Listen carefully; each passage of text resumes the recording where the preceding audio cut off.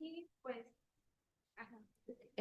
Si nos damos cuenta, pues son temas muy diferentes, ¿no? O sea, es ciencia y arte. De una u otra manera, pues nosotros cuando estábamos viendo cómo definirlo, pues em, no teníamos idea de qué hacer, pero investigando un poco, pues igual nos hicimos la pregunta de cómo relacionaríamos el arte con el ADN. Entonces aquí solo necesito una respuesta. A ver, la chica de ahí, ¿cómo lo relacionarías?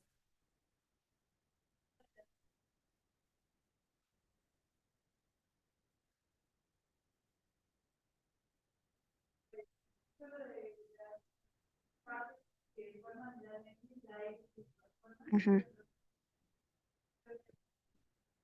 Ok, y un ejemplo que se te venga para relacionar el ADN con alguna arte, forma de arte. La estructura, prácticamente. Ah, ok, ok, ya. Muy bien. Y pues finalmente la pregunta que nos hicimos es de que si puede el ADN y el arte fusionarse, y pues nuestra respuesta fue que sí, sí puede fusionarse, y por eso es que definimos como el subtema es un enfoque científico con toques artísticos, porque vamos a abordarlo a través de un autor que se llama Salvador Dalí. Pero para empezar, queremos hablar un poco acerca de qué es el ADN. Muy bien, pues el ADN es una molécula que se llama ácido desoxirribonucleico.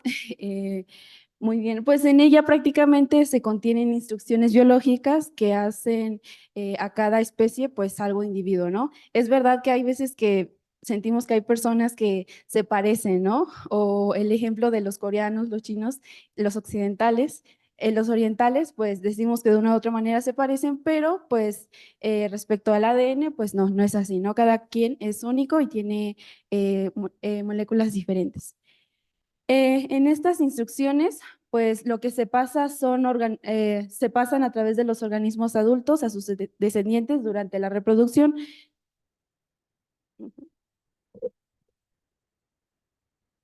El ADN prácticamente está compuesto por cuatro bases nucleicas, es el fosfato, el azúcar y pues un grupo de cuatro bases nitrógenas. Todas esas forman un conjunto de hebra de ADN. Mm, ujú,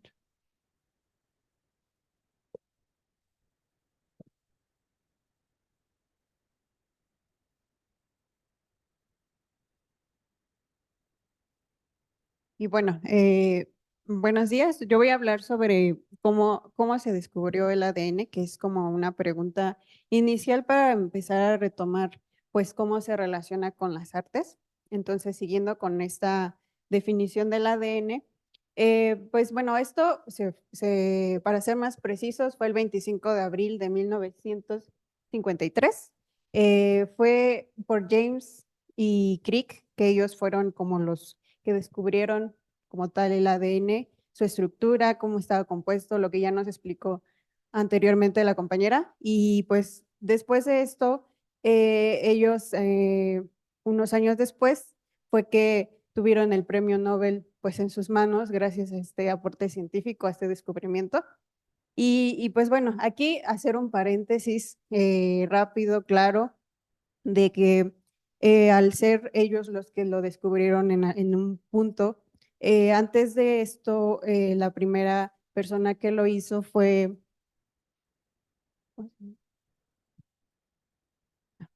Rosalind Franklin. Ella y con Maurice Wilkins fueron los que pues descubrieron como tal qué era esa estructura, no sabían como tal qué pasaba.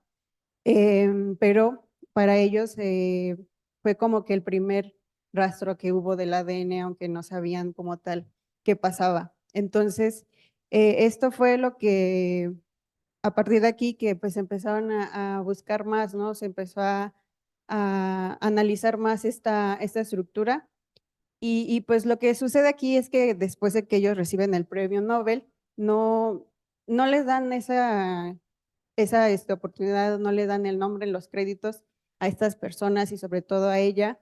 Y pues solamente ellos dos hablan de que pues es de ellos prácticamente. Y pues bueno, aquí también, como les decía, hacer este paréntesis de que a veces no les dan ese crédito a las mujeres científicas en estos tipos de clases pues que se descubren, ¿no? Entonces, por eso es importante que reflexionemos sobre esta situación que pues sigue pasando en muchas otras cosas que no se le da la relevancia que a muchos les gustaría.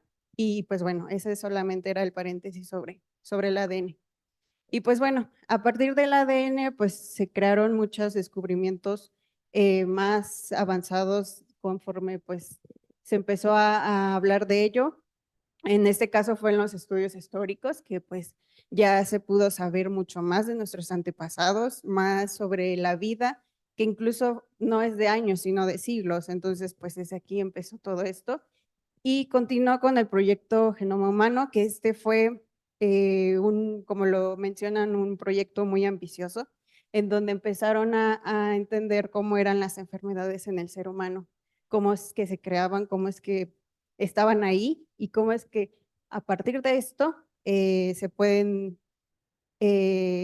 transferir a nuestra siguiente generación, así a nuestros hijos. Entonces, pues desde aquí empezaron a notar estas situaciones. Y bueno, ahora sí, ya teniendo el contexto de qué es el ADN, cómo se descubrió y tal, pues ya lo podemos pasar a relacionar con el arte, que pues es algo que es muy curioso, muy interesante. Y pues el mismo Crick, que fue el que descubrió la estructura, escribió un libro que se llama Qué loco propósito, que eso fue en 1988. Y pues bueno, aquí él mismo menciona que pues es una belleza intrínseca, o sea, es una forma, una estructura muy métrica, simétrica y estilizada. Entonces, pues esto hace que pues llame mucho la atención para otros autores. Ya en las artes, ya como lo mencionó mi compañera, al hablar de pintores como Dalí, él fue uno de los que más le interesó, más se informó sobre el tema, entonces por eso fue muy importante para las artes. Y pues bueno, esta es como que la introducción de cómo empezó a llamar la atención en esta parte y que pues el mismo que lo descubrió lo menciona.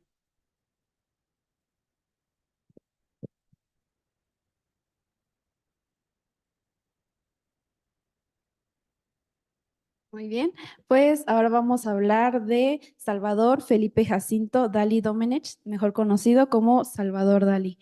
¿Alguien lo conoce? ¿Sí? ¿Te sabes algún título de alguna pintura?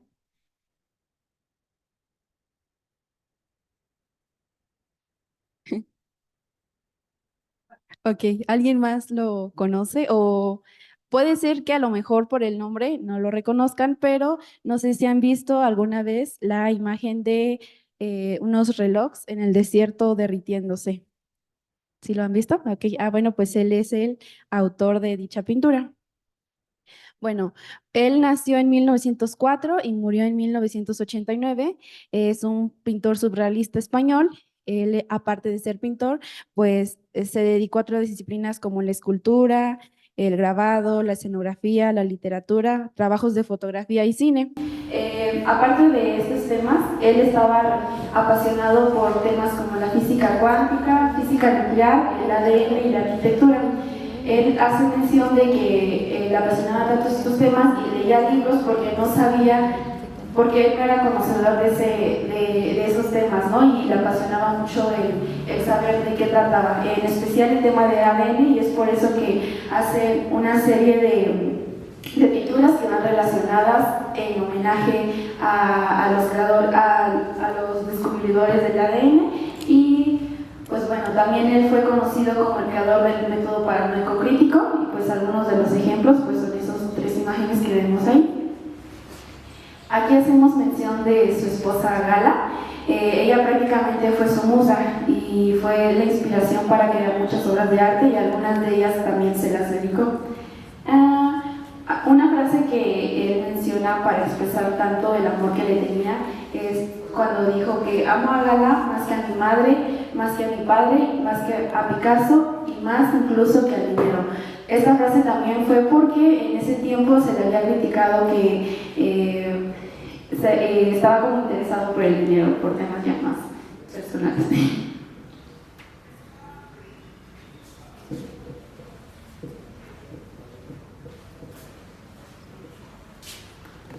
Y pues bueno, ya hablando de Dalí, que pues eso nada más es enfocado en sus obras artísticas, en el pintor como tal.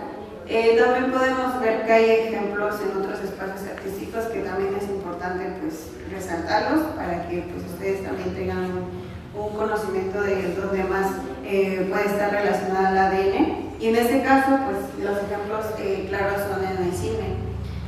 Pues estas dos películas que no son muy conocidas a mi parecer, pero que son muy interesantes, que la primera pues es Gattaca, así se llama, y esta película, con un resumen muy pequeño, pues trata de una vida en el futuro en donde pues pueden transformar o hacer genéticamente que los niños que van naciendo sean como ellos quieran para tener una mejor supervivencia en el mundo. Entonces de eso va la película. La de los niños del Brasil es en la época de los nazis, de Hitler, y esta pues menciona que quieren hacer que los niños que nazcan pues tengan genética, tengan cosas que ver con Hitler. Entonces hacen que Hitler, bueno, que tengan tejido, sangre que tiene él, para que genéticamente pues se parezcan un poco. Entonces al crecer pues van a ser como que un pequeño ejército, bueno, más bien un gran ejército, y pues ser muy poderosos. Entonces de eso van estas dos películas y que son muy relacionadas, pues, como podemos ver, con el ADN. Y pues bueno, en otros ejemplos más de ciencia ficción que son más conocidos, son en este caso las de los superhéroes, que es como en este caso pues el ejemplo de X-Men, de Spider-Man, que pues como sabemos en Spider-Man genéticamente pues lo pica una araña y tiene poderes parecidos a una araña, y en X-Men es la misma situación. Entonces todas estas películas, bueno, en sí fueron cómics para empezar, fueron diseñadas por esta similitud, ¿no? Quisieron como tener esta percepción sobre el ADN, y entonces por eso es que pues muchas de estas películas van muy relacionadas. Y pues bueno, otros ejemplos que se pueden dar en este caso es el ejemplo de la arquitectura. En este caso, es llamado Agora Garden, que pues como pueden ver, la estructura sí se parece mucho a la del ADN, y esta fue hecha en Taiwán, perdón. Y pues bueno, esta es una estructura que se creó para hacerla en casas residenciales muy pues caras, muy lujosas. Entonces aquí fue donde se quiso hacer el proyecto. Desde 2010 se tuvo pensado que fuera así, y en el 2013 empezaron como a hacer esta estructura.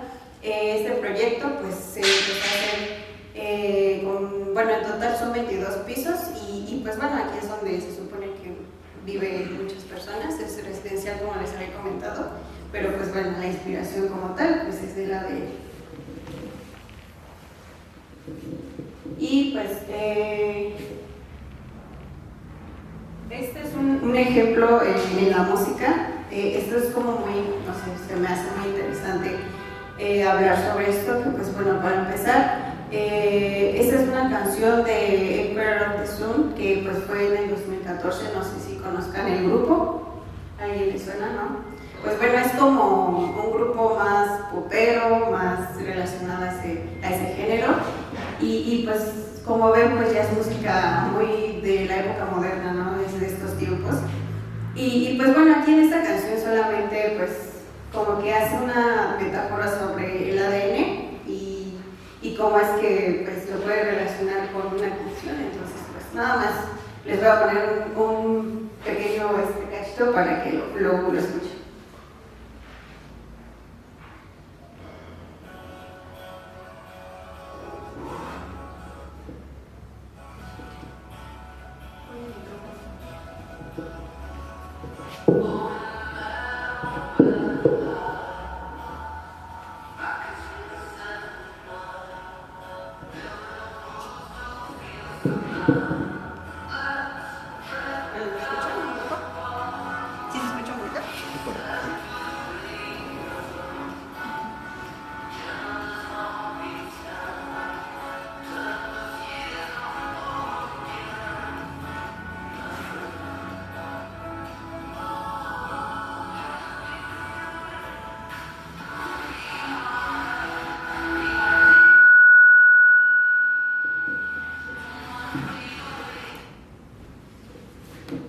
Y pues bueno, ya como, bueno, no se escuchó tanto, pero sí se pueden ver con la letra subtitulada, que pues sí habla un poco del ADN, de cómo, bueno, no del ADN como tal, pero sí como una metáfora sobre su vida, y pues bueno, solamente es en esta parte.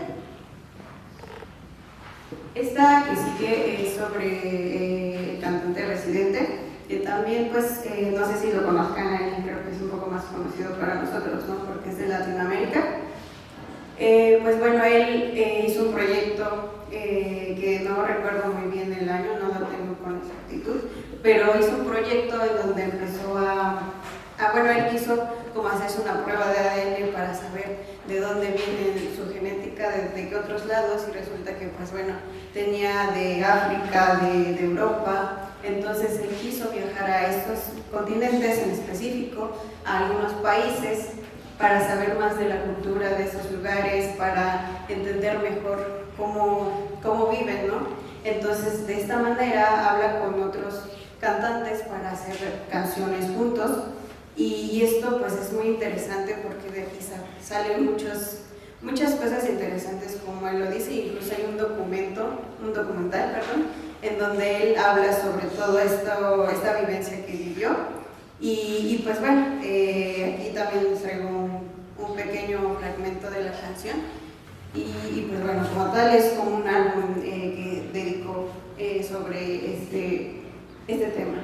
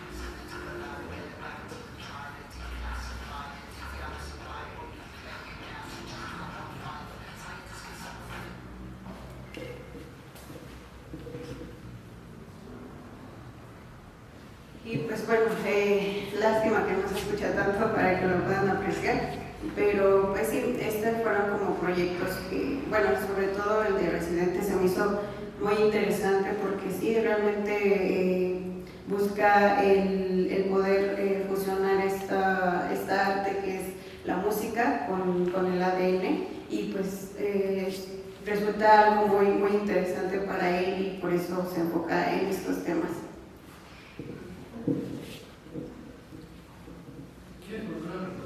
Sí. Ok, sí.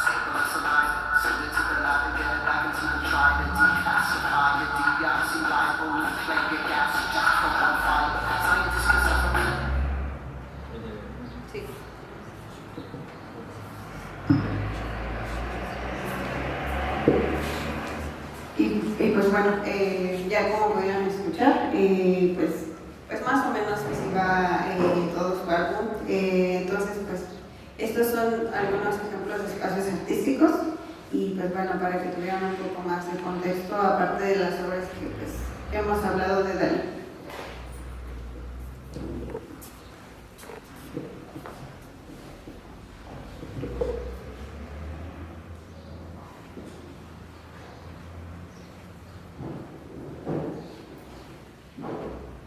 Muy bien, pues ahora también quisimos abordar un poco acerca del ADN en la actualidad.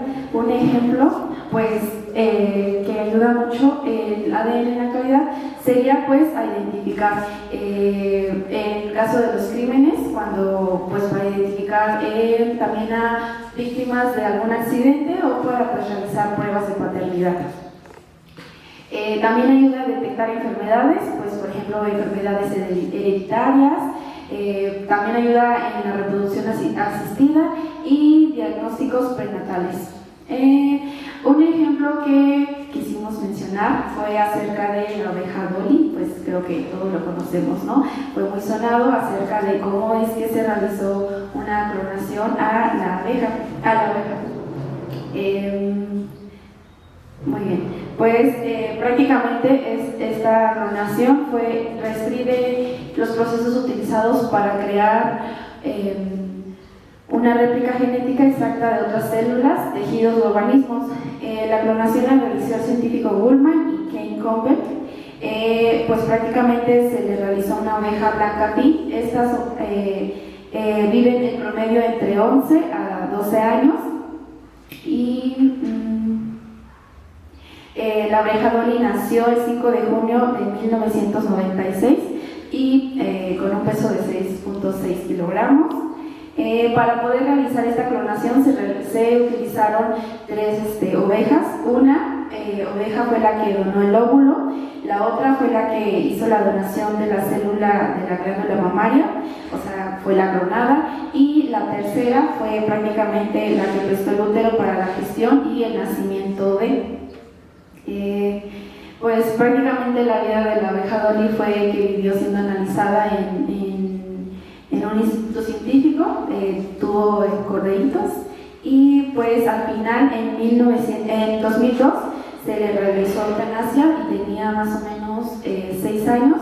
Esto debido a que padecía de artritis y cáncer pulmonar. A lo mejor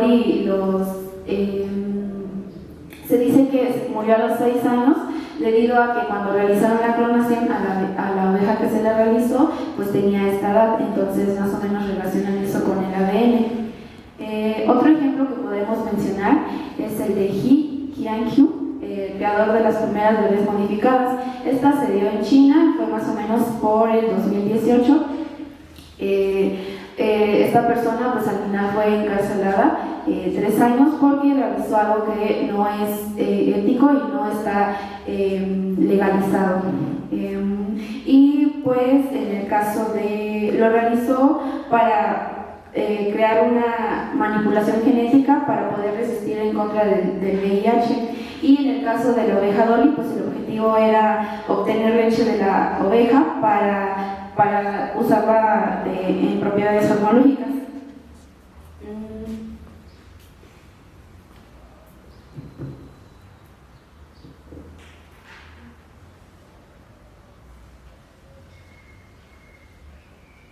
Bueno, y de la parte de la exposición sería todo, y ahorita vamos a hacer como un tipo mini recorrido de las pinturas que realizó Dalí inspirada en el ADN y el homenaje a los científicos. Como ejemplo pusimos esta canción que es de Richard Wagner y pista Isolde, y pues la queremos reproducir mientras explicamos un poco acerca de las pinturas. Como dato curioso, interesante, se dice que el día de su muerte él estaba escuchando esta canción mientras le dio un paro cardíaco. Puede sonar como trágico, pero pues es un dato por ahí. Muy bien. Si gustan, pues les vamos presentando poco a poco, ¿no? Creo que no se va a poder reproducir.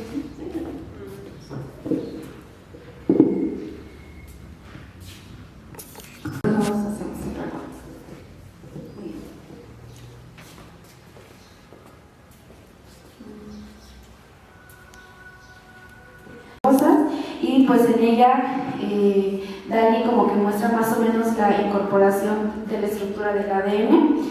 Todavía aquí no se hacía, se daba a conocer el descubrimiento como tal, pero pues él ya tenía conocimiento porque pues tenía inspiración, le interesaba el tema del ADN. Y también él realizó esta pintura en homenaje a los descubridores del ADN, que es esta.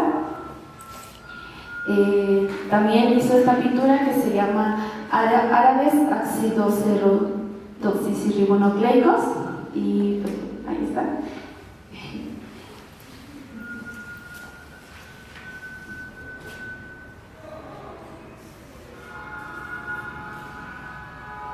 Bueno, una frase que él dijo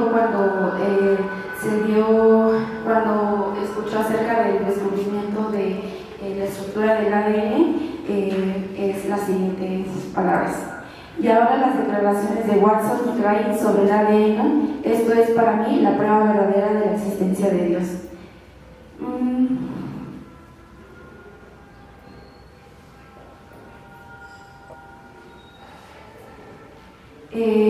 La pintura de el pasaje de las mariposas fue presentado en una serie de pinturas que se llamó El Gran Masturbador.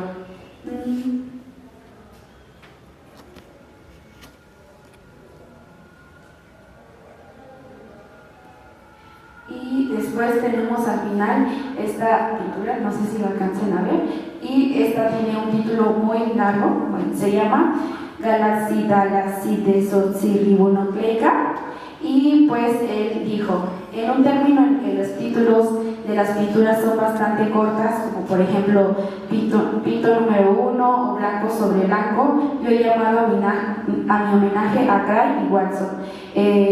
Otro dato también es que al principio empieza con Gala debido al nombre de su esposa.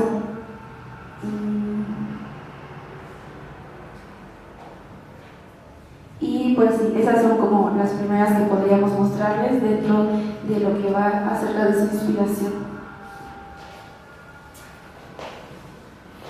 Pues bueno, siguiendo con la exposición, aquí pues también hay un cuadro que le pidió un químico español llamado Juan Oro en la década de los 70. Él pues quería que se inspirara obviamente en el ADN, entonces por eso decidió como que pues por sí mismo, por sus obras, él hiciera lo que está aquí representado. Entonces pues bueno, aquí no sé si alcanzan a ver, pero hay unas escaleras que van, se supone que en este caso hacia el cielo, y pues hasta arriba se supone que hay unos ángeles que pues para él pues eran una representación que se le hacía interesante, y que pues como ven tiene la estructura igualmente del ADN, nada más que en otro ámbito, en otra percepción. Y pues bueno, esta fue pedida, como ya lo había mencionado, por Juan, y pues al final la identificaron como el ARN mensajeros, y pues bueno, así es como está titulada.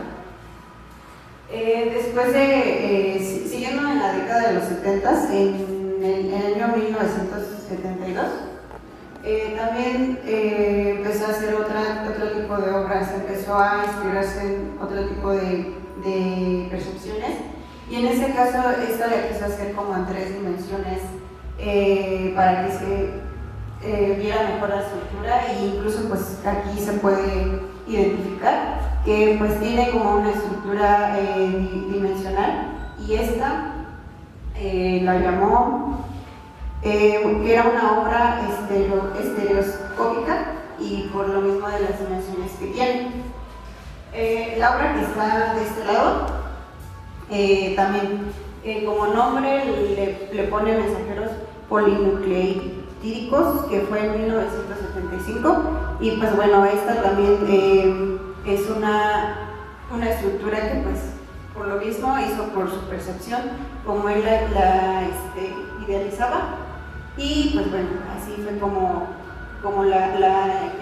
terminó al final.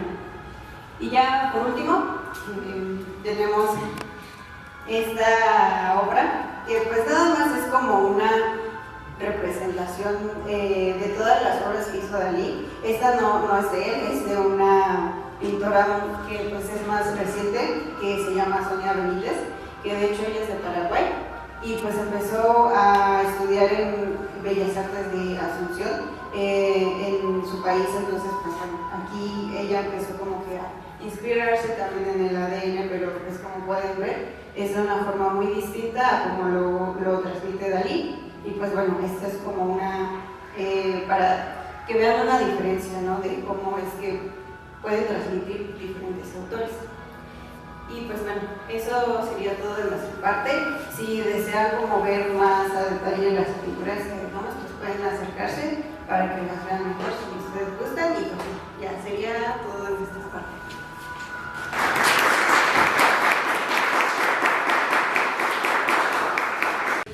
Para empezar, sí se nos hacía interesante y curioso que puedes tener una fusión del ADN con la ciencia, con las artes, perdón.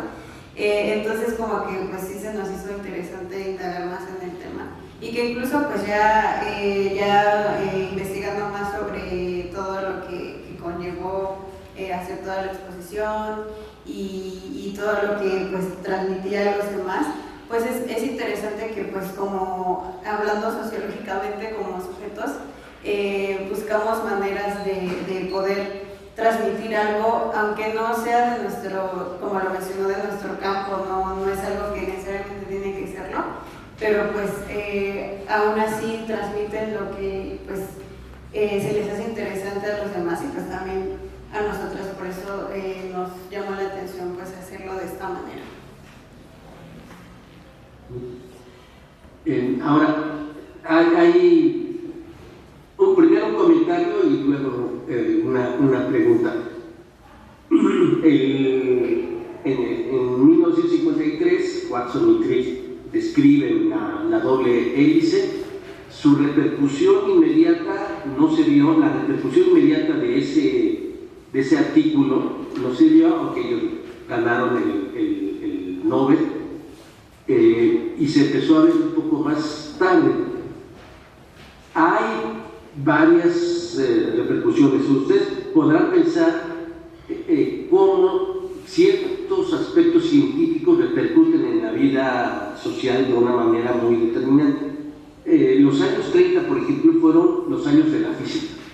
Fue una década maravillosa para los físicos en todo el mundo, y en 3 o 4 centros en Alemania, en Holanda, Dinamarca, en los Estados Unidos, o en Inglaterra, más bien, ahí se fraguaron los grandes desarrollos de la física, que luego tuvieron un punto culminante en la década de los 40 con la física nuclear.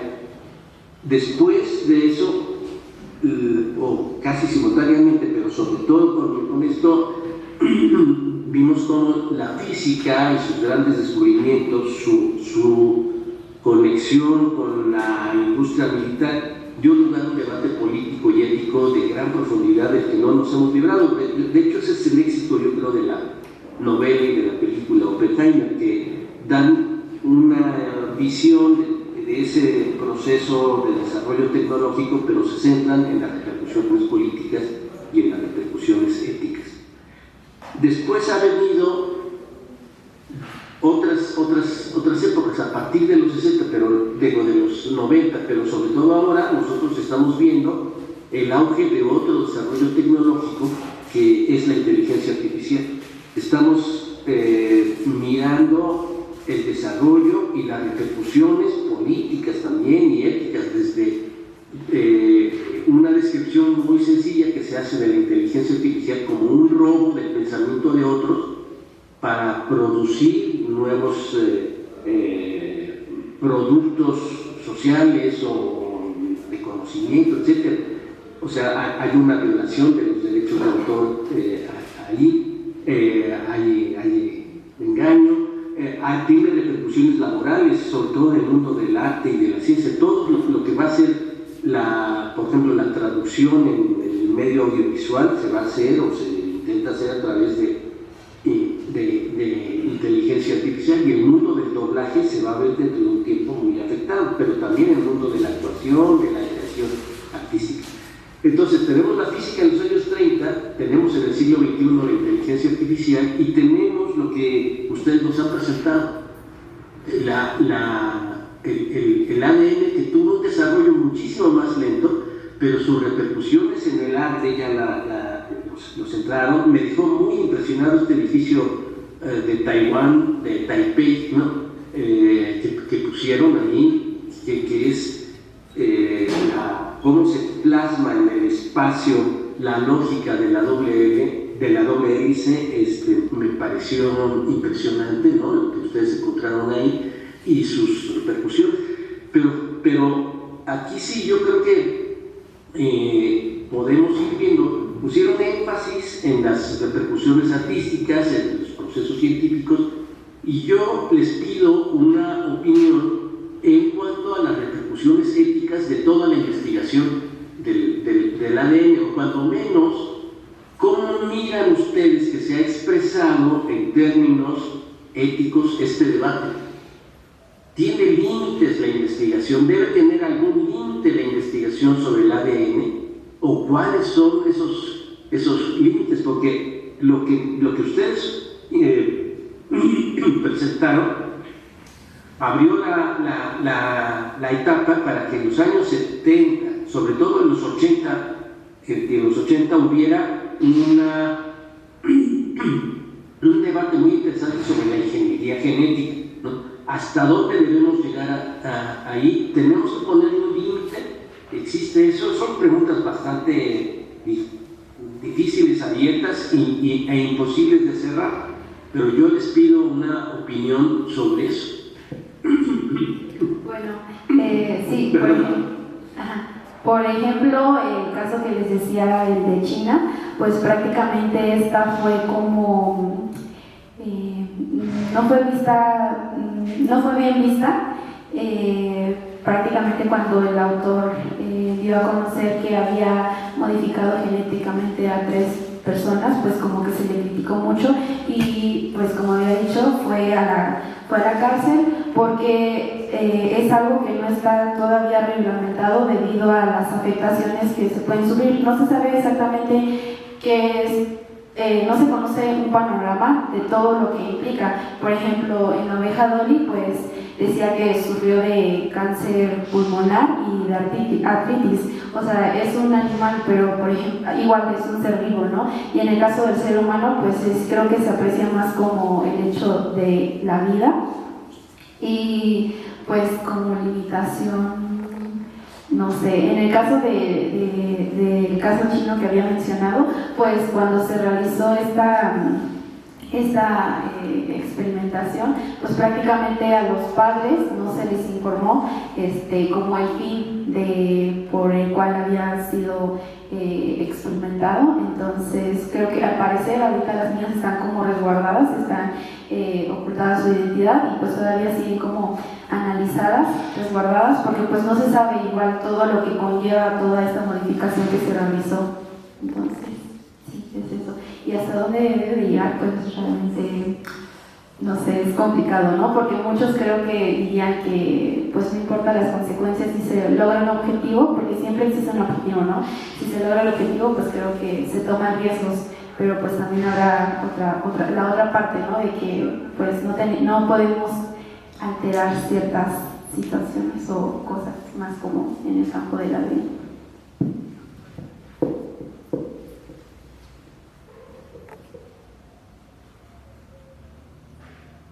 Bueno, yo creo que tenemos que tratar, yo las invito ya desde la sociología, será un campo abierto para ustedes, que tendrán que pisar aspectos de psicología y aspectos de filosofía si quieren profundizar, pero por ejemplo el caso del músico puertorriqueño que ustedes pusieron ahí y cómo se investigó su origen, nos habla de algo que habíamos olvidado los científicos sociales, ustedes y sociólogas, nosotros los antropólogos y los que están aquí. O sea, a partir de los años 40, el concepto de raza se negó. El concepto biológico de raza se negó, se dijo que no existían las razas. Pero lo que encuentra, lo que la investigación del ADN encuentra, no necesariamente que es la existencia de razas, pero sí orígenes distintos. Cuando biológicamente, materialmente tú puedes identificar orígenes distintos, estás volviendo de cierta manera al campo de la biología para explicar las diferencias sociales, más allá de las diferencias sociológicas, ¿no? Entonces, todo este planteamiento reabre debates que aparentemente se habían cerrado. Yo creo que estamos con el ADN, se reabrió una discusión sobre, yo no diré el concepto de raza, pero sí el concepto de diferenciación biológica. Y no tenemos todavía los parámetros. Lo que ustedes están pisando es una especie de cable muy delgadito en el que por un lado pueden caer en el biologicismo y en el otro lado pueden caer en una serie de limitaciones bioéticas, que es otra de las consecuencias de toda esta investigación, ¿no?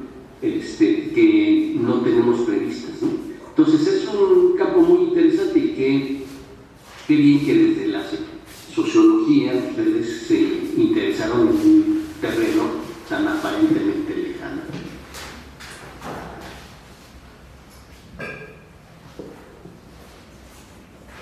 Bueno, pues yo las aplaudo desde acá, espero que sus compañeros les reconozcan y sobre todo que ustedes estén satisfechas. Sí, gracias. Bueno, pues tendremos que continuar. Vamos a hacer ese trabajo.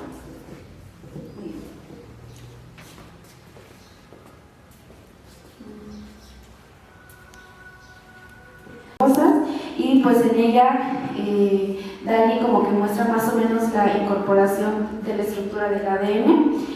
Todavía aquí no se daba a conocer el descubrimiento como tal, pero pues él ya tenía conocimiento porque pues tenía inspiración, le interesaba el tema del ADN.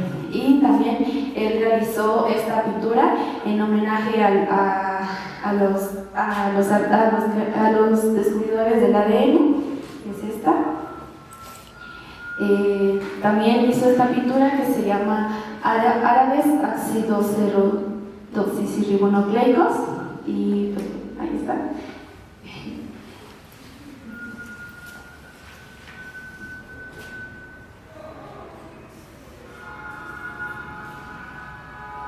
Bueno, una frase que él dijo cuando escuchó acerca del descubrimiento de la estructura del ADN, es las siguientes palabras. Y ahora las declaraciones de Watson y Crick sobre el ADN, esto es para mí la prueba verdadera de la existencia de Dios.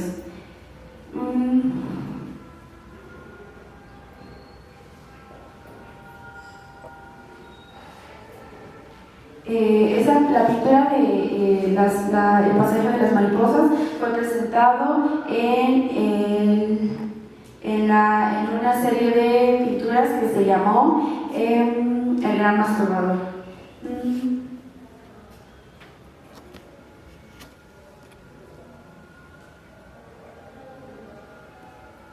Y después tenemos al final esta pintura, no sé si lo alcancen a ver, y esta tiene un título muy largo, bueno, se llama Galaxy desoxirribonucleica.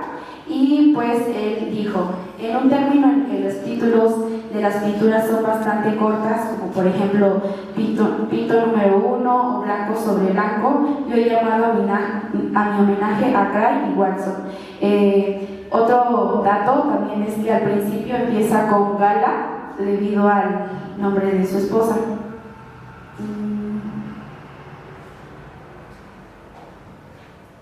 Y pues sí, esas son como las primeras que podríamos mostrarles dentro de lo que va acerca de su inspiración.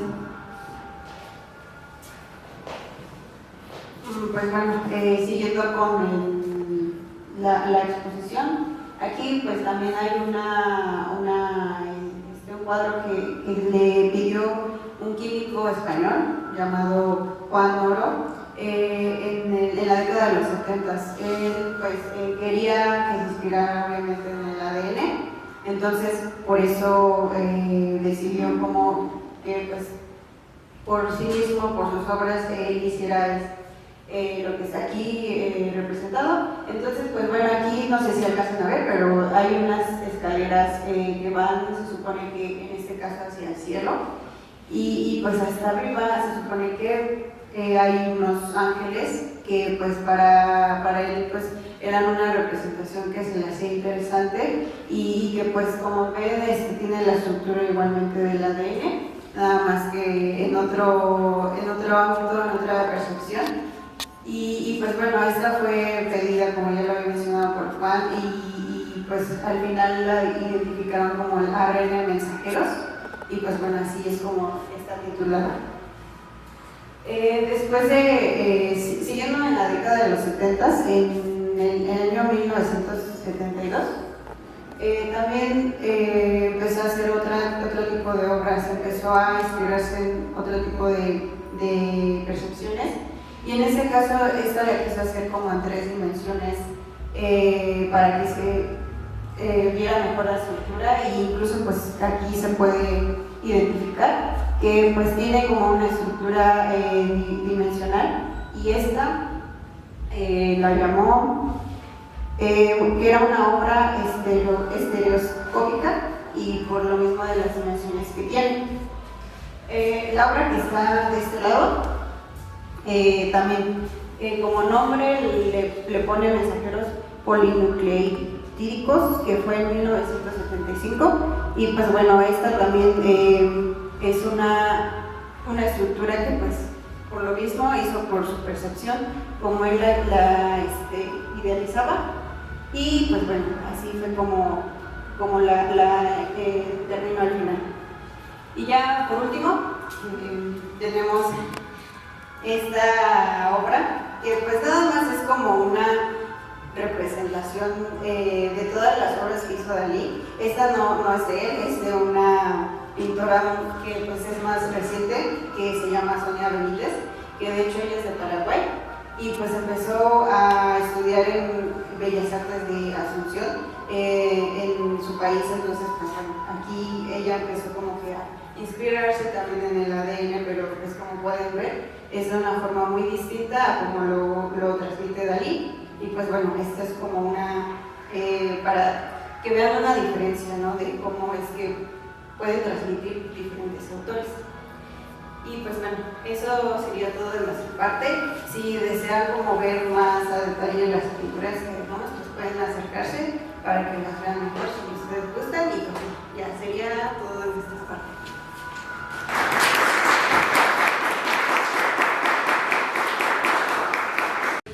Para empezar, sí se nos hacía interesante y curioso que puedes tener una fusión del ADN con la ciencia, con las artes, perdón. Entonces como que pues sí se nos hizo interesante indagar más en el tema, y que incluso pues ya investigando más sobre todo lo que conllevó hacer toda la exposición y todo lo que pues transmitía a los demás, pues es interesante que pues como hablando sociológicamente como sujetos buscamos maneras de poder transmitir algo, aunque no sea de nuestro, como lo mencionó, de nuestro campo, no es algo que necesariamente tiene que serlo, pero pues aún así transmiten lo que pues se les hace interesante a los demás, y pues también a nosotros. Por eso nos llamó la atención pues hacerlo de esta manera. Ahora, hay primero un comentario y luego una pregunta. En 1953, Watson y Crick describen la doble hélice. Su repercusión inmediata no se vio, la repercusión inmediata de ese artículo no se vio, aunque ellos ganaron el Nobel. Y se empezó a ver un poco más tarde. hay varias repercusiones. Ustedes podrán pensar cómo ciertos aspectos científicos repercuten en la vida social de una manera muy determinante. Los años 30, por ejemplo, fueron los años de la física.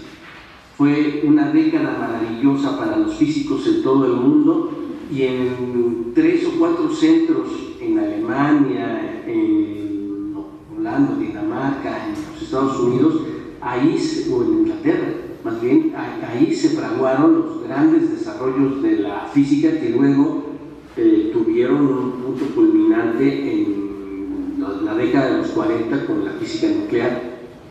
Después de eso, o casi simultáneamente, pero sobre todo con esto, vimos cómo la física y sus grandes descubrimientos, su conexión con la industria militar, dio lugar a un debate político y ético de gran profundidad del que no nos hemos librado. De hecho, ese es el éxito, yo creo, de la novela y de la película Oppenheimer, que dan una visión de ese proceso de desarrollo tecnológico, pero se centran en las repercusiones políticas y en las repercusiones éticas.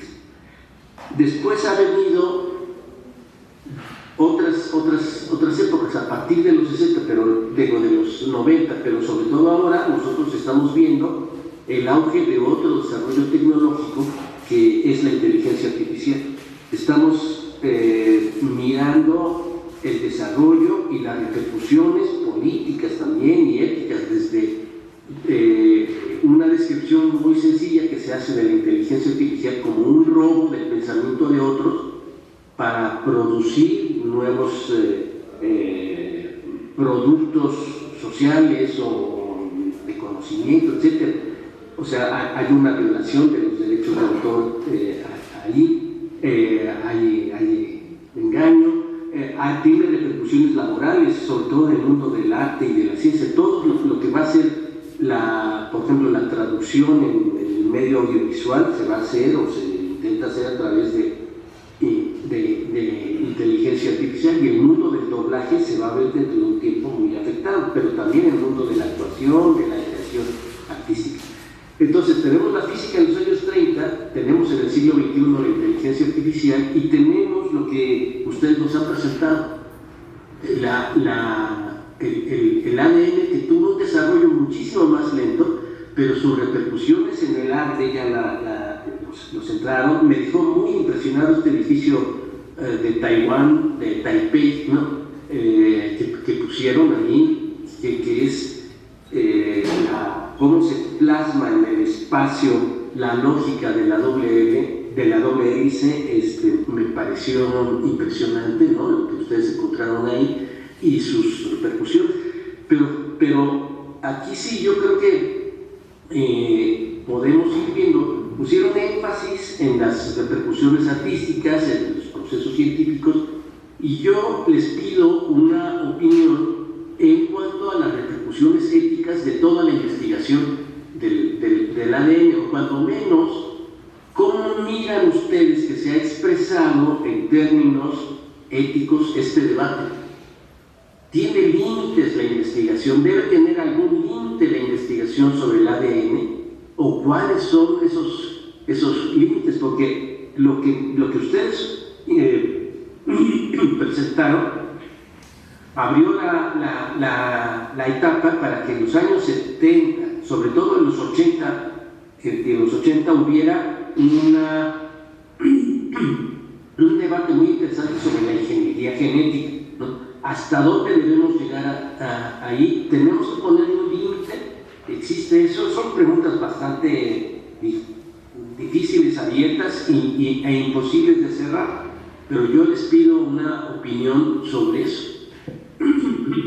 Bueno, sí, por ejemplo, el caso que les decía, el de China, pues prácticamente esta fue como, no fue bien vista, prácticamente cuando el autor dio a conocer que había modificado genéticamente a 3 personas, pues como que se le criticó mucho y pues como había dicho, fue a la cárcel porque es algo que no está todavía reglamentado debido a las afectaciones que se pueden sufrir. No se sabe exactamente qué es.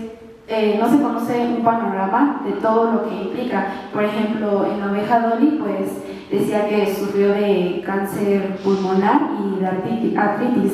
O sea, es un animal, pero por ejemplo, igual que es un ser vivo, ¿no? Y en el caso del ser humano, pues creo que se aprecia más como el hecho de la vida y pues como limitación. No sé, en el caso del caso chino que había mencionado, pues cuando se realizó esta experimentación, pues prácticamente a los padres no se les informó como el fin por el cual había sido experimentado. Entonces creo que al parecer ahorita las niñas están como resguardadas, están ocultadas su identidad y pues todavía siguen como analizadas, resguardadas, porque pues no se sabe igual todo lo que conlleva toda esta modificación que se realizó. Entonces, sí, es eso. Y hasta dónde debe de llegar, pues realmente, no sé, es complicado, ¿no? Porque muchos creo que dirían que pues no importa las consecuencias si se logra un objetivo, porque siempre existe un objetivo, ¿no? Si se logra el objetivo, pues creo que se toman riesgos, pero pues también habrá la otra parte, ¿no? De que pues no podemos alterar ciertas situaciones o cosas más como en el campo de la ley.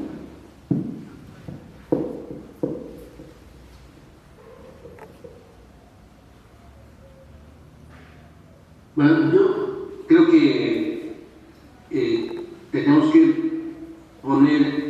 tratar, yo las invito ya desde la sociología, será un campo abierto para ustedes que tendrán que pisar aspectos de psicología y aspectos de filosofía si quieren profundizar, pero por ejemplo el caso del músico puertorriqueño que ustedes pusieron ahí y cómo se investigó su origen nos habla de algo que habíamos olvidado los científicos sociales, ustedes y sociólogas, nosotros los antropólogos y los que están aquí.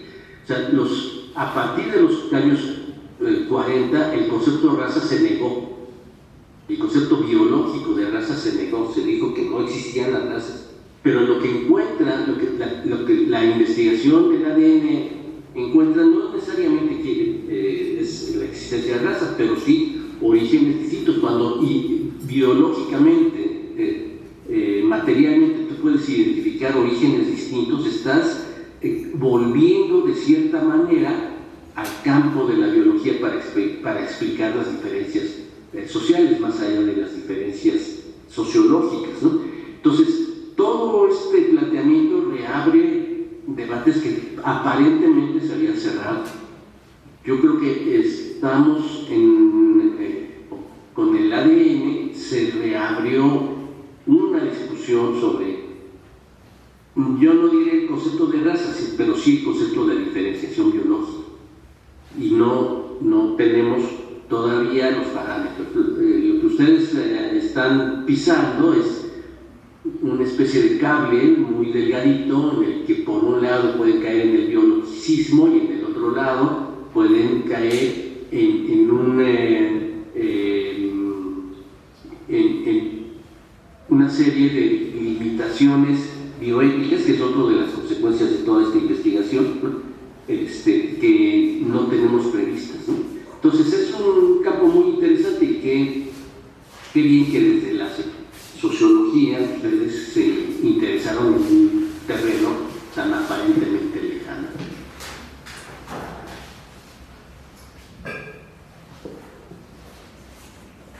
Bueno, pues yo las aplaudo desde acá, espero que sus compañeros les reconozcan y sobre todo que ustedes estén satisfechas. Sí, gracias. Bueno, pues tendremos que continuar.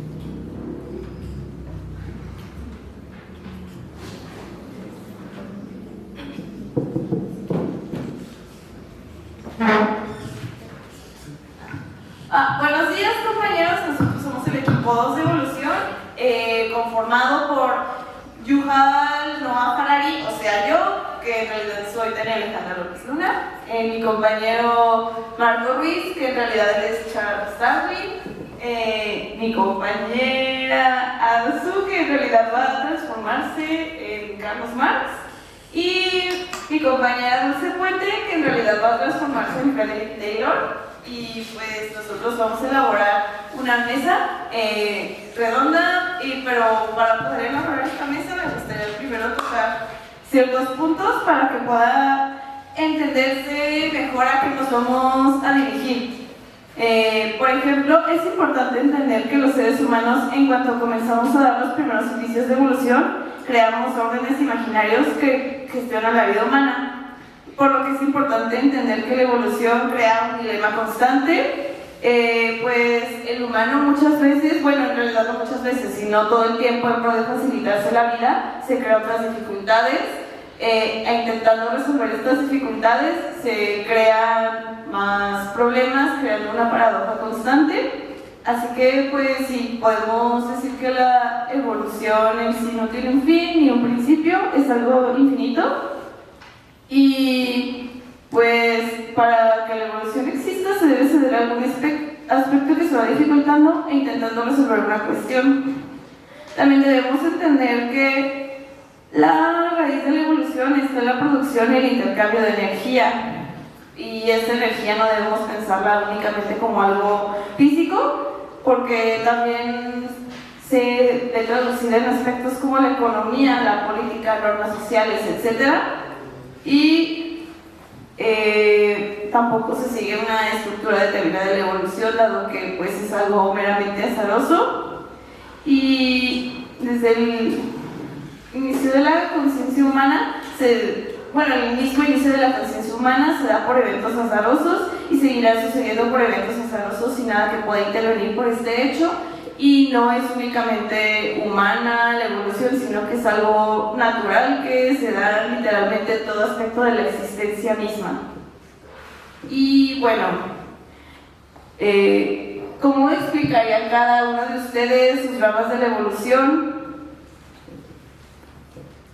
Bueno, a ver, yo, Darwin, quisiera empezar diciendo que, dado que muchas personas confunden mi postura con la postura de Lamarck, me gustaría empezar diciendo o explicando qué no es mi postura, es decir, cuál es la postura de Lamarck, y posteriormente pues explicaré la mía.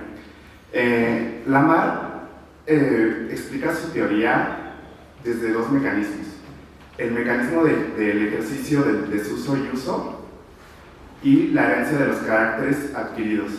¿A qué me refiero con la ley del ejercicio? Cuando un organismo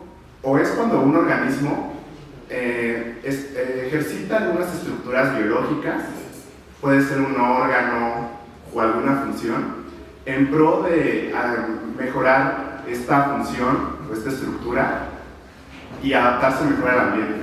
Es como, por ejemplo, cuando las jirafas, para alcanzar una hoja en un árbol grande, estiran su cuello, y esto lo hacen sistemáticamente a modo de que su cuello crezca. Entonces, cuando esta jirafa ejercita esta parte de su cuerpo, a la postre significaría una mejora para la especie, porque significaría que su cuello sea más largo. Esta es una teoría finalista o teleológica, y bueno, la herencia de los caracteres adquiridos es cuando estos cambios producidos en el organismo son transmitidos a una generación, de una generación a otra.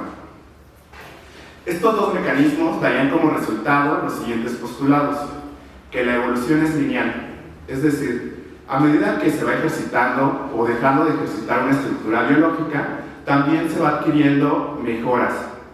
Y se piensa que la evolución es unilineal o una única línea. Esto es que pasamos del organismo más simple al organismo más complejo. Y en ese sentido hablamos de una historia de crecimiento adaptativo de evolución, es decir, una historia de éxito. Y bueno, la otra implicación que tiene la postura de Lamarck es que esta línea evolutiva tiene una finalidad. Es decir, hay una finalidad que es la adaptación que mueve a los organismos a poner en marcha ciertas estructuras biológicas. Como les decía, el cuello es la estructura que se va a ejercitar y esto va a permitir que la jirafa se adapte mejor a su medio ambiente. Esto es lo que diría Lamarck. Entonces, como necesito adaptarme mejor a mi ambiente, modifico las estructuras biológicas que mejor me permitan hacerlo. De hecho, quiero hacerle una pregunta a Darwin y es sobre, ¿es verdad que nunca utilizaste como tal el concepto de evolución, sino que utilizaste algún otro? Sí, el de la adaptación, la mejor adaptación al medio ambiente. Como tal no expliqué la evolución, o no, la expliqué, pero no usé la palabra evolución. Bueno, pero continúo. Entonces me parece que aquí está la clave de por qué me estoy apartando de la postura de Lamarck, que es su postura finalista o teleológica. Yo tengo otra explicación, por no decir yo tengo otros datos, y a mí me gustaría explicarla con otros dos mecanismos, que es el principio de la variación y el principio de la selección natural. El principio de la variación supone que existen organismos diferentes unos de otros y que estas variaciones son heredadas de una generación a otra. Sobre estas variaciones actúa el principio de selección natural. Esto es, que el ambiente selecciona el organismo más apto para sobrevivir en él. Dicho en otros términos, el ambiente es básicamente un asesino selectivo. Lo que hace el ambiente es deshacerse de todo organismo que no cumple con ciertas características. Y bueno, esto hace que algunos organismos se puedan adaptar mejor y vivirán más tiempo que los que por no contar con esas características no logran adaptarse al medio ambiente y tienen una vida más corta.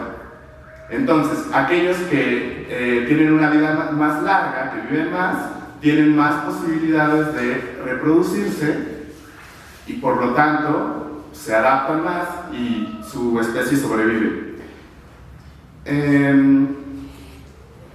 Los resultados del proceso de evolución que yo propongo es que la evolución es ramificada, a diferencia de como la definía Lamarck, que es unilineal. Hay muchas ramas, lo que yo consigo es que hay muchas ramas evolutivas y que hay algunas especies que desaparecen y otras que no. Otro resultado de esta explicación que propongo es que la evolución no es finalista y no se explica a través del propósito. Y aquí me gustaría poner un ejemplo. Voy a regresar a las jirafas.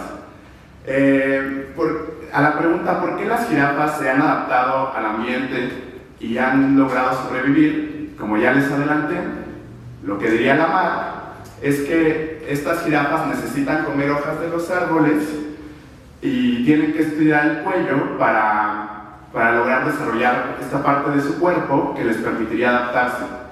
Es decir, que en principio las jirafas no tienen el cuello largo, pero para sobrevivir necesitarían ejercitar o levantar su cuello para que a la postre puedan tener un cuello largo y esta condición les permite adaptarse a su ambiente. Pero yo concibo la explicación al revés. Dado que las jirafas que tienen el cuello más largo tienen mejor oportunidad de comer que las que tienen el cuello más corto. Y esto produciría que puedan sobrevivir más tiempo y que tendrían a reproducirse más entre ellas. Lo que produciría también que la siguiente descendencia fuera sobre todo hijos de jirafas con cuellos largos. Y si a esto le sumamos varias generaciones, veríamos cómo van aumentando las poblaciones de jirafa de cuello más largo y disminuyendo las jirafas de cuello más corto, hasta que el paso de miles de años tengamos como resultado que todas las jirafas actuales sean descendientes de aquellas que tenían el cuello más largo. Entonces, lo que quiero hacer notar aquí es que yo apelo a una explicación evolutiva dada por su historia y no por su propósito, como lo diría Lamarck. Es la historia de cada especie la que explica su evolución, y entonces para explicar por qué una especie tiene determinadas características hay que atender a toda su historia evolutiva. Bueno, ese fue mi compañero Darwin. Ahora tengo unas cuestiones para mis compañeros Taylor y Marx. Por ejemplo, para Marx tengo la siguiente pregunta, y es: ¿cómo surge la evolución a partir de las relaciones de clase? Bueno, hola, soy mi versión femenina de Carl. Vine a explicarles de lo que yo estudié en esos tiempos, me reencarné para explicarles. Pues para empezar, la vida me llevó como a estudiar esto, ¿no? Mi papá quería otro destino para mí, pero pues cuestiones de la vida. Voy a explicar la lucha de clases en la evolución. Entonces, el ser humano se va modificando de acuerdo a los sucesos de la naturaleza para poder satisfacer sus necesidades, como si fuera un proceso dialéctico en el que la transformación es mutua. Entonces, todas las sociedades avanzan a través de la dialéctica de la lucha de clases. También se puede desarrollar en las fuerzas productivas. La evolución tiene una relación a través del trabajo, la socialidad y la conciencia, que son parte del progreso. Aunque el hombre comparte con otras especies sus características como ser activo natural, la naturaleza y causa de la diferencia entre el hombre y el animal radica en la diversidad de sus diferentes actividades vitales, mientras que la actividad del animal se orienta exclusivamente a aferrar y consumir los objetos de su necesidad. Directamente, el trabajo humano es una actividad que se orienta a la satisfacción de las necesidades, no directamente, sino a través de mediaciones. Entonces, pues siempre en todas las sociedades va a existir,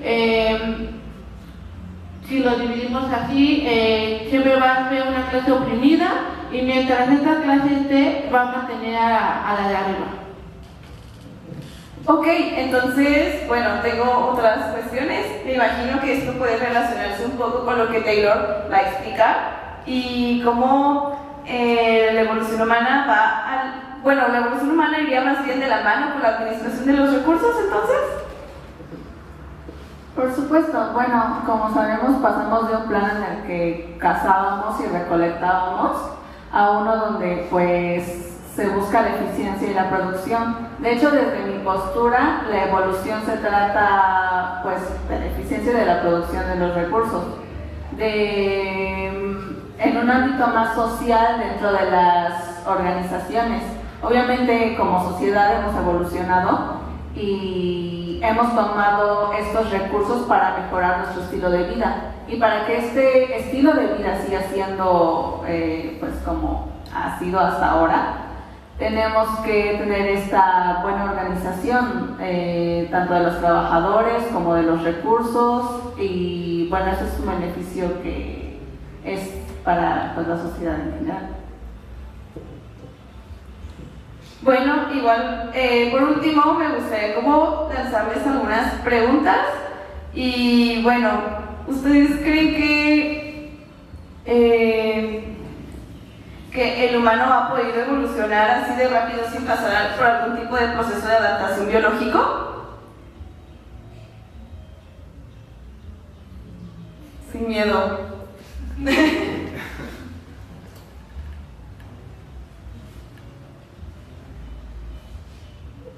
Bueno, si igual no tienen como muy claro este punto, la verdad es que el avance del ser humano ha sido más que nada social, porque el cerebro de los humanos es exactamente el mismo desde hace más de 70.000 años.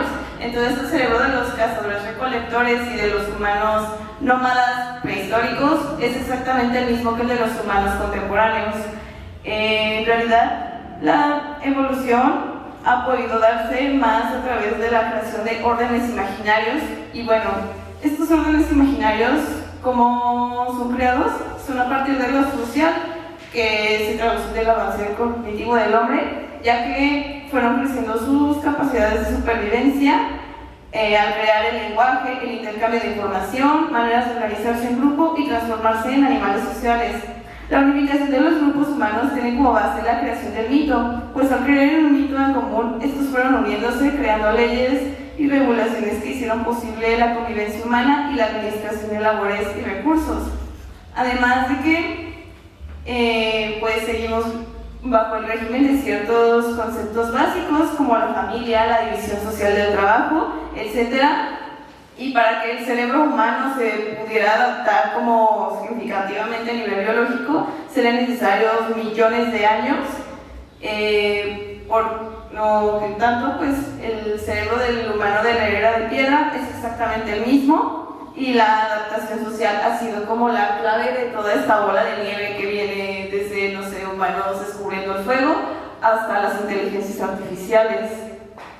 Y bueno, también la cultura es un aspecto muy importante dentro de la evolución humana, ya que la creación de códigos determinados dentro de un territorio específico da el nacimiento de la cultura a grandes rasgos. Sé que esta idea puede ser muy debatida, y toda la cultura tiene un impulso al cambio, ya que los humanos somos gregarios y contradictorios, por lo que se está en constante movimiento y por lo tanto en constante evolución. El conflicto es necesario para que exista la cultura, y para que exista la cultura es necesaria la evolución, tomando una triada entre ambos conceptos. Y bueno, para concluir, me gustaría decir que la evolución es infinita, por lo tanto no tiene un fin y depende únicamente del azar y las cualidades del universo. Así que en sí su raíz no tiene ninguna explicación y no tiene ningún sentido buscar una explicación, pero aún así los procesos que ocurren dentro de la evolución pueden explicarse y tienen una razón de ser, aunque nunca vamos a conocer la razón inicial de su existencia. Y bueno, no sé si ustedes tengan alguna duda, aportación, participación que deseen realizar.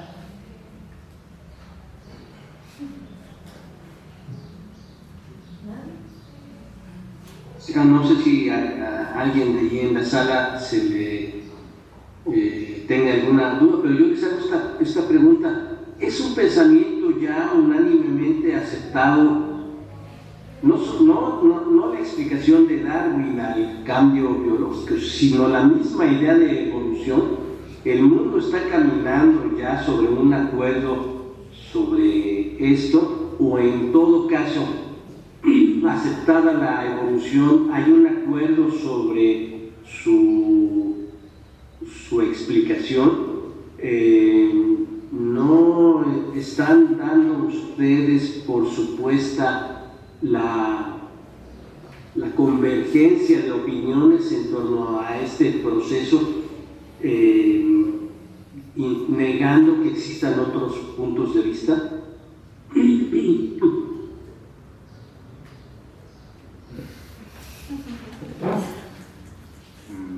Bueno, creo que posiblemente pueda haber alguna explicación mejor, pero por el momento todavía no la hay. Y nosotros sí partimos como pues del argumento darwiniano de la evolución, pero igual creo que la ciencia es perfectible, y en algún momento si hay algún argumento mejor, alguna teoría mejor, pues que el medio seleccione esta teoría y que se desaparezca la de Darwin. Igual también estamos abiertos a que justamente la ciencia puede ir cambiando y no nos podemos tampoco casar con una idea. Igual pues es justamente lo que tenemos a la mano, pero pues a un principio de la evolución es justamente que está sujeta al cambio, al conflicto. Entonces pues tomar como absoluta una idea sería contradictorio dentro de la evolución. También quiero agregar que nuestro punto de vista, como parte de la aportación de la evolución, donde nos podemos como contratar que de las diferentes ramas, cómo es que observan el proceso de evolución.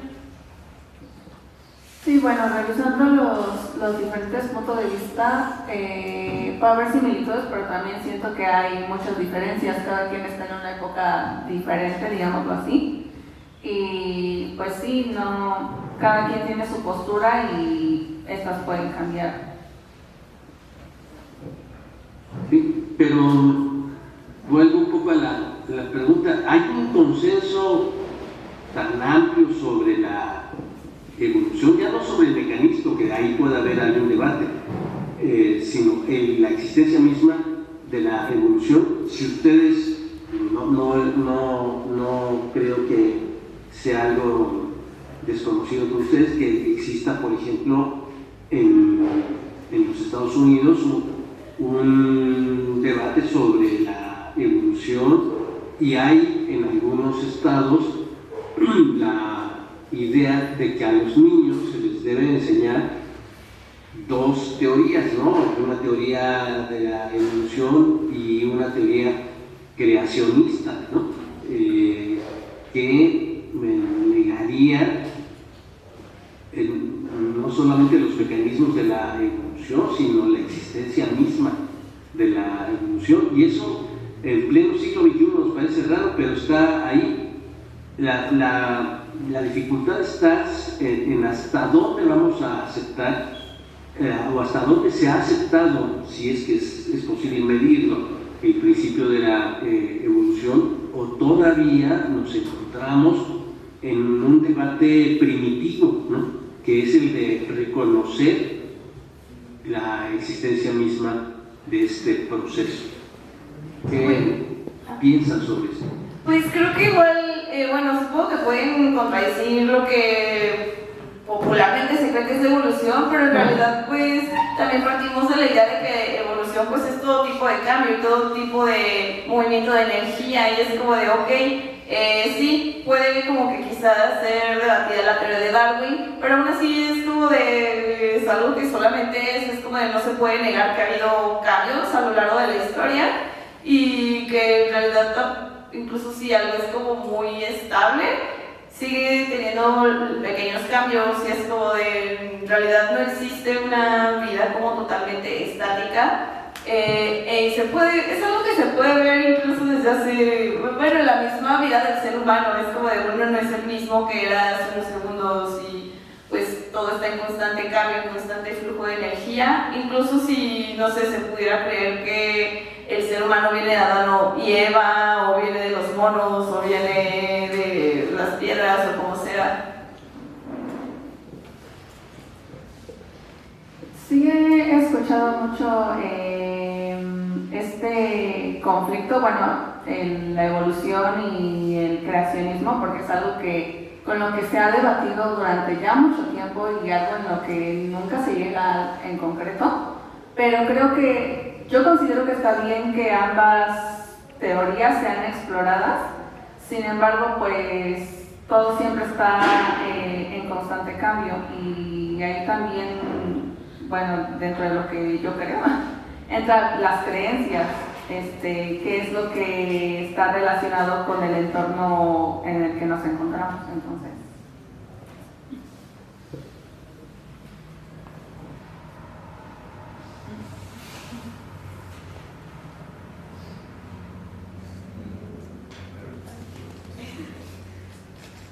y bueno, creo que también este debate o esta percepción o puesta en duda de la evolución tiene que ver con que estos cambios han sido lentísimos. Por lo general hablamos de cambios o mejoras en la evolución que tardan miles de años. Entonces es una postura intuitiva el aceptar o el creer que podemos encontrar otro tipo de explicación o de teoría, y en ese sentido me parece razonable, porque pues, sí, justamente pues, no vemos que nuestra especie cambie, ¿no? Pero justo pues, las teorías científicas han sido contraintuitivas, ¿no? No sé, nosotros en algún punto, o la humanidad en algún punto creyó que la Tierra era plana. Pues sí, porque no caminamos y no no caminamos en curva, caminamos plano, ¿no? O que el Sol gira alrededor de la Tierra, pues sí, porque vemos que sale por el oriente y se mete por el occidente, ¿no? Entonces, muchas de las explicaciones que han roto paradigmas son contraintuitivas y quizá hay una explicación.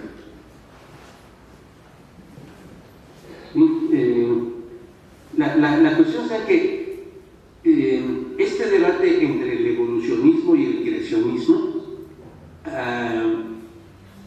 se ha presentado como una especie de juego de la libertad. O sea, nosotros, los adultos, los padres, tenemos derecho a enseñar a nuestros hijos lo que consideramos que es correcto. Y entonces yo creo que Dios creó el mundo tal y como está, ¿no? O puedo creer que el mundo cambió. Entonces yo tengo derecho. Cuando este debate se traslada a cómo educar a las nuevas generaciones, entonces se abre otro debate, que es si la enseñanza de las nuevas generaciones se debe basar en la ciencia o se debe basar en los principios ideológicos o religiosos. Y algunos dicen, ahí ya los padres no tienen que intervenir. De hecho, ha habido muchas discusiones, inclusive en México, la gran reforma al principio de 1974, pocas semanas antes de que entrara Cárdenas a gobernar en diciembre, se hizo una reforma en México que se llamó al artículo 3º, que dio origen a lo que se llamó educación socialista. Y ahí decía esa reforma que el sentido de la educación es dar una imagen exacta del mundo. ¿Quién sabe qué significara eso en 1934? Pero decía, el sentido de la educación es dar una imagen exacta del mundo. Y eso iba a hacer que lo que no estuviera conectado con esa imagen exacta del mundo, posiblemente las visiones religiosas o míticas sobre el origen de la vida, pues no deberían tener cabida. Otros dicen, los padres tenemos derecho a enseñar a los hijos lo que nosotros creemos es la verdad, y entonces enseñan dogmáticamente, digamos, planteamientos religiosos. Entonces, una pregunta que normalmente surge cuando estamos hablando de evolución es, bueno, sí, el aspecto científico, las explicaciones que se dan a este proceso, pero cuando estamos hablando de sus implicaciones en la educación, estamos hablando de sus implicaciones en el mundo ya social, entonces ahí nos empezamos a detener. Los Estados Unidos es el lugar en el mundo donde todas las contradicciones se ponen a la vista. Estas son algunas, ¿no? O sea, hay algunos estados en los Estados Unidos en los que el creacionismo y la visión evolutiva tipo Darwin se consideran como dos explicaciones paralelas igualmente válidas, y los niños tienen que estar a la vista. Si no es que en algunos lugares se rechaza, ¿no? Se rechaza la visión darwiniana. Y esto ya viene a ampliar el debate que que ustedes han presentado y que nosotros podemos ir ampliando en el sentido de una discusión sobre arte y ciencia. Son estas explicaciones que empiezan a rayar en lo político, ¿no? En las derivaciones en la educación. Aquí les puedo hacer la pregunta directa. ¿Asumirían ustedes que tiene cabida el creacionismo en una universidad, por ejemplo? Ya no en una universidad, piensen ustedes en la educación básica. Un maestro de primaria, por ejemplo, tendría la obligación de mostrar a la par del planteamiento evolutivo, un planteamiento creacionista, porque se considera que es otra manera de explicar el mundo. o hay que rechazar este paradigma? Bueno, pues pensándolo muy rígidamente, tenemos como establecido, al menos en el siglo XXI, México como en un ambiente universitario, que pues el mito, que pues puede estar comprobado, no digo mito de forma despectiva, sino como desde la perspectiva de que es la idea de unificación de una idea del origen. El mito que se acepta pues justamente es el evolucionismo, y pues es lógico que sea el que se busque enseñar como a las personas que aspiran justamente a entrar a una universidad. Entonces creo que pues según el paradigma en el que estamos, sí, aunque en realidad pues todas esas explicaciones como del origen y del ser y así vienen desde un mito, y es como de pudieran llegar a comprobarse científicamente, pero aún así es como de justamente como no se conoce el principio y no se va a conocer el fin, tampoco es como que sea algo con lo que se deba casar o deba estar tangible, pero pues al menos en un aspecto contemporáneo que pues justamente la idea del evolucionismo es la que nos rige, la que nos une y la que crea esta norma social de convivencia, pues puede ser que sí que es necesario que se enseñe desde el evolucionismo.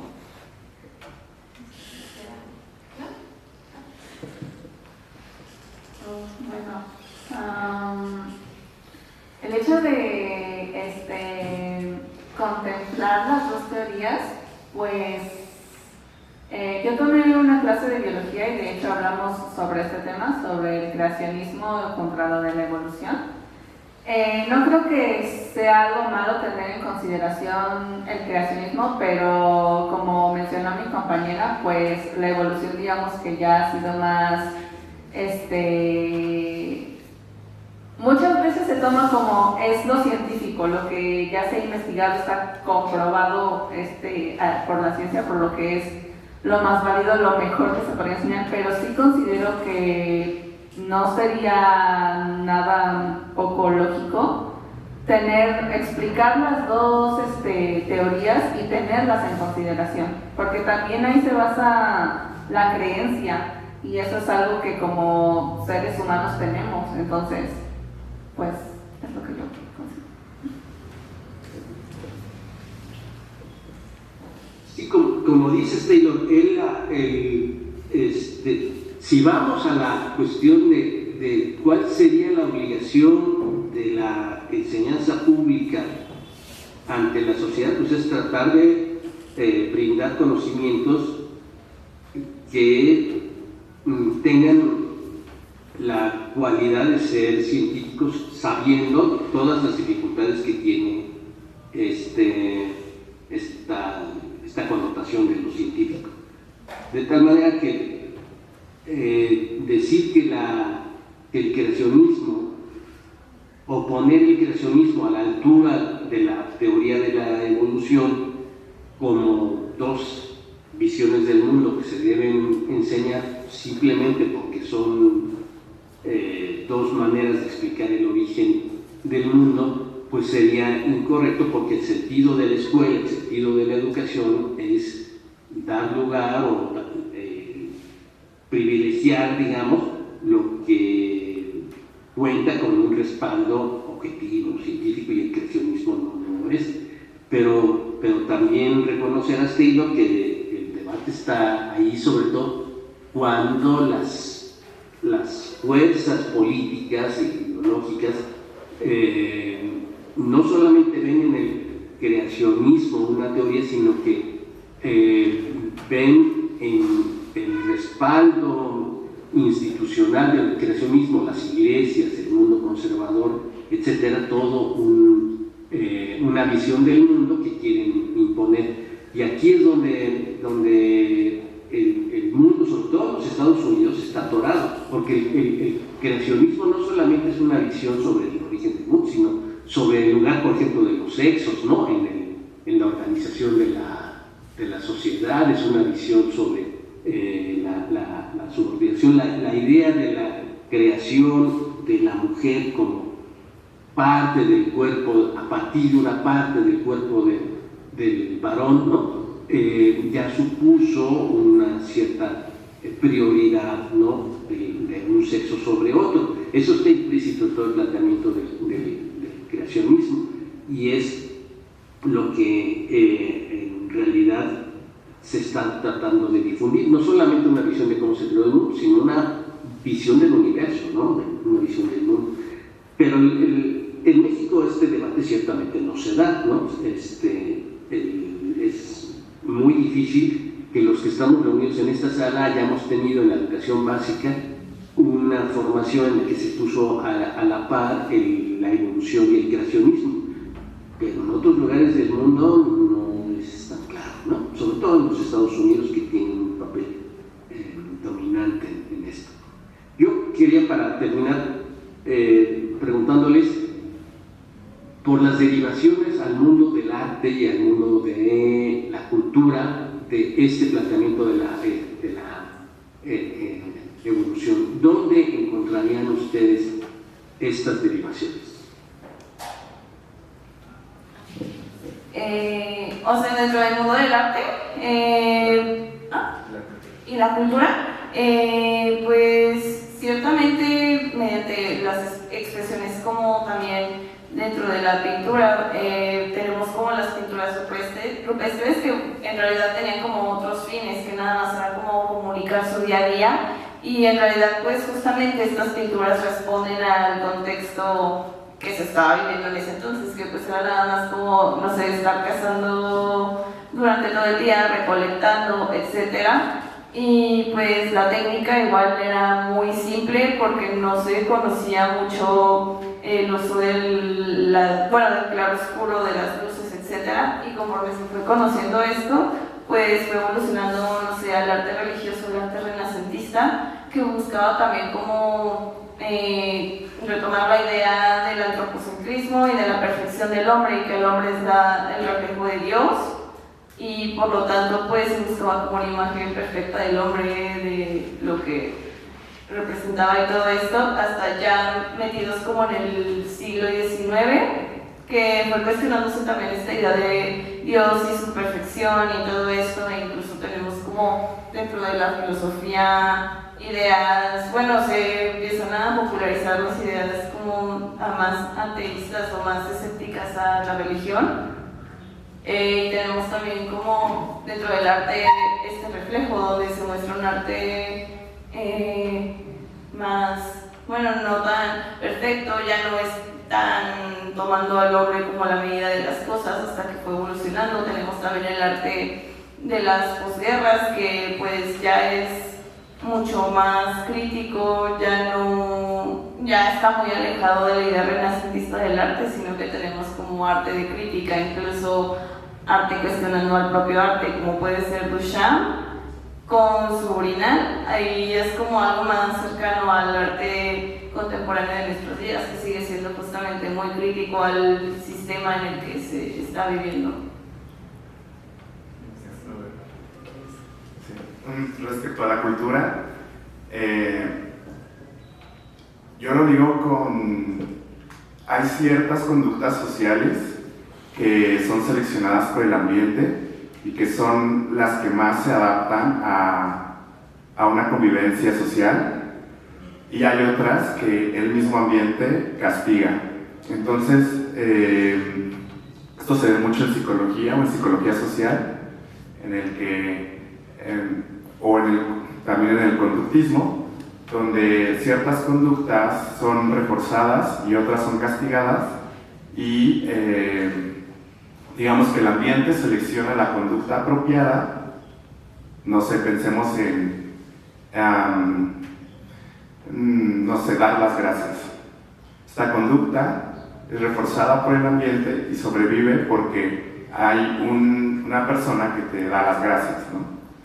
Hay otras conductas que son castigadas, como por ejemplo, no sé, decir groserías se le castiga a un niño, ¿no? Entonces, hay ciertos comportamientos que van sobreviviendo, van siendo permanentes en la cotidianidad, y hay otros que no son desechados por el ambiente. Entonces, por ahí puede haber una explicación también darwiniana a la cultura.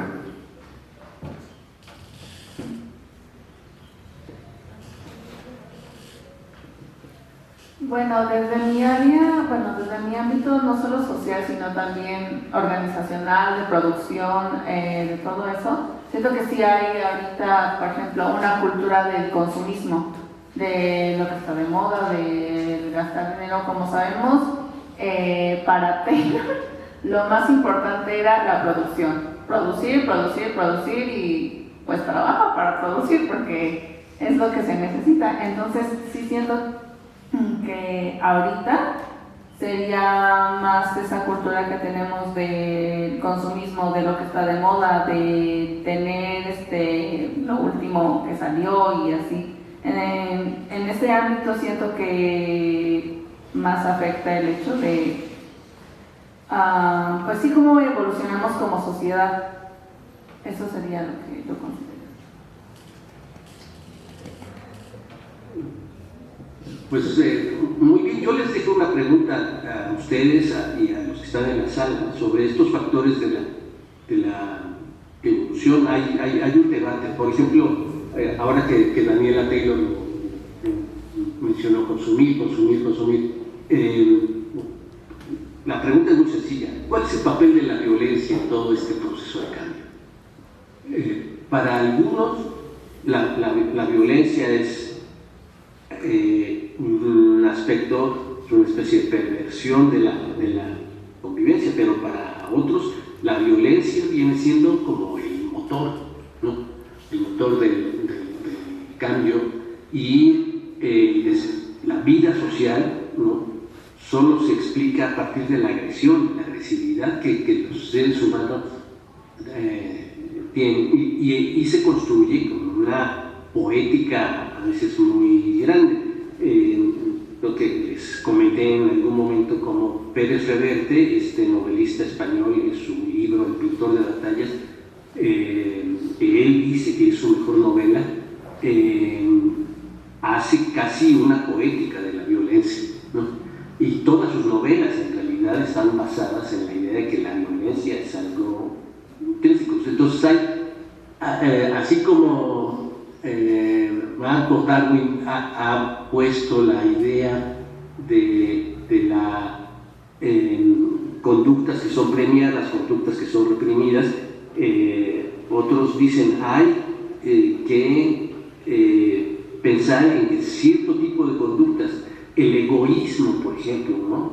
Según algunos, ya no hablando de violencia, pero el egoísmo es parte de todo este proceso. Entonces, estamos metidos en una serie de debates que no han terminado, ya no para explicar la evolución biológica, sino para explicar la evolución de nosotros como sociedad, que se basan aparentemente en antivalores, ¿no? El egoísmo,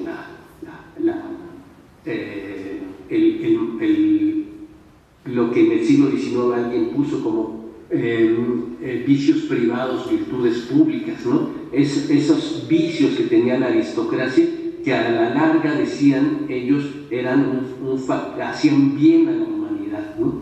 Los vicios internos de la aristocracia.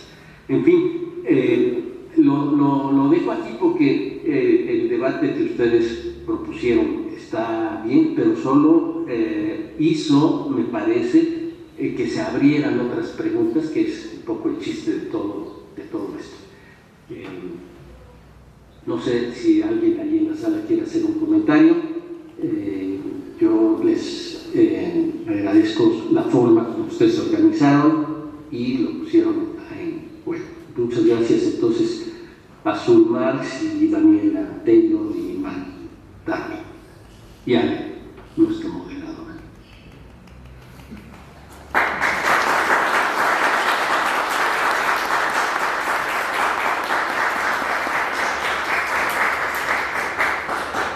Bueno, yo espero estar ya libre de ya no ser foco de infección el martes, y ya nos veremos allá.